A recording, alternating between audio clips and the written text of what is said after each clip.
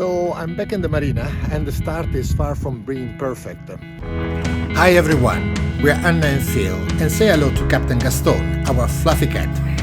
We love traveling, and after a life as everyday city dwellers, we decided to change our lifestyle and bought a sailboat to become Liveaboard and keep on traveling. Follow along as we combine work and adventures aboard our Malo 42 Good Girl. The diesel tank was leaking, and this is a problem that I actually discovered already last December. I thought I kind of solved it, but as soon as we got in, we were overwhelmed by the smell of diesel, and we found around 2 or 3 centimeters of diesel inside the bilge. And right now I'm stuck with everyday bilge wash in order to remove the smell as much as possible.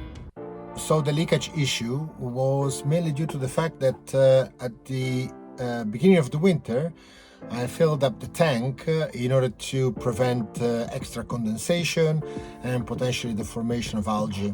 This, of course, didn't go exactly as I thought, as I filled up the tank to its maximum, but of course some of the hose connections of the tank, they are below the maximum or the ceiling of the tank. So that means that some of the diesel remained in the 2 hoses, the one that loads the tank and the 2 full hose that goes all the way up. During the winter, those 2 hoses started leaking. So it was just a small drip, but the drip created a little puddle of diesel at the back of the berth, and it leaked under the tank all the way till the bilge. Luckily, with a little bit of hot water, we managed to soften the hoses and tighten everything up so that we basically stopped the leakage. And that was a rather easy solution. Only the diesel remained. So this is how a glamorous morning on a sailboat starts. After my cup of coffee, a warm bucket of water, and today's washing powder right into the bilge.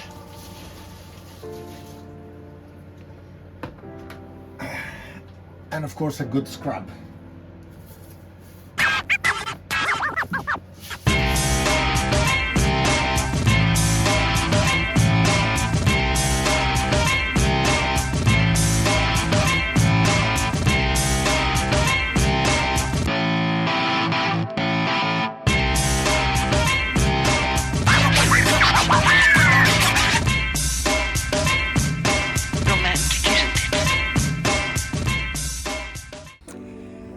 And now I'm off to make some provisioning. The walk from the marina to the center of the city or to the shopping centers is actually a very pleasant one. It stretches along the marina first, a part of woods all along the coast, and at the end, just before the city, through a very old military train station. The views are marvelous, and most of the path is in the shadow.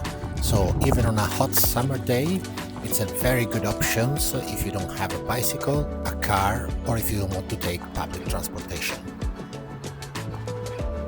Depending on your destination, back and forth is around 14-15 kilometers.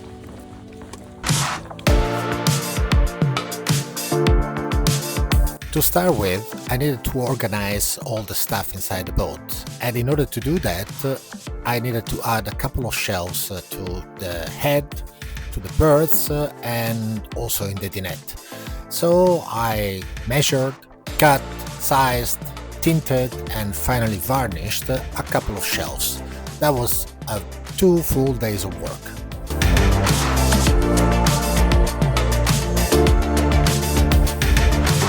Between things, I also needed to do some laundry right at the marina, and since the internet was not working at the pier, I found refuge in the laundry room for some lapi-topi. I also enjoyed a cold one in the sun while I could. In fact, the forecast for the next few days called for some very strong bura with gusts up to 40 to 45 knots.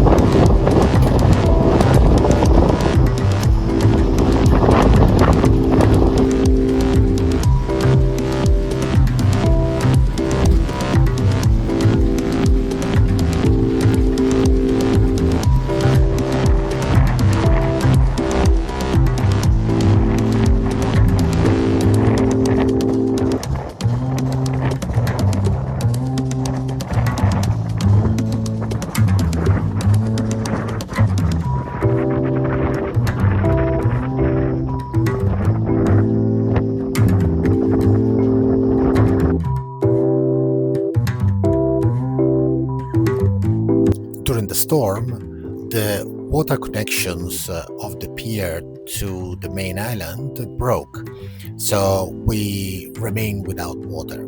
So as soon as the wind calmed down, I moved the boat from my pier to the pier in front in order to refill the tank, and since I had access to water, I decided to also wash the good girl in the best way possible after all the salt she got during the Buddha.